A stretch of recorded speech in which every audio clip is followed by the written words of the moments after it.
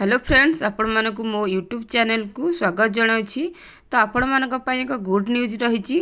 जो स्टूडेंट मानकर 304 रिजल्ट आसी नथिला से स्टूडेंट मानक पई एक गुड न्यूज रही। तो आपण मानक भितर बहुत स्टूडेंट एमिति थिले जो मान कि थर्ड सेमिस्टर अन्य पेपर गुड़िकर रिजल्ट आसी जाइथिला किंतु 304 रिजल्ट आसी नथिला।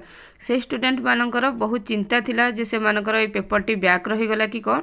तो से मानकर एक्चुअली से पेपर टी को खाता से माने देखि नथिले, सेथिपाई से पेपर रिजल्ट टी आसी नथिला।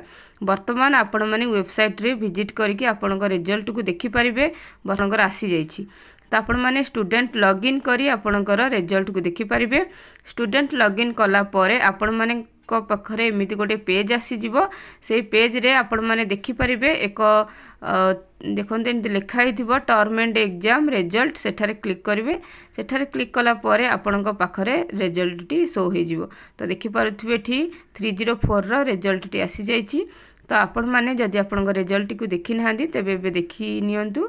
तो जदि आपन को यही वीडियोटी किसी भी इनफॉरमेशन दे थाए तेबे वीडियोटी को लाइक करने सहित चैनल टी को सब्सक्राइब करंतु। धन्यवाद।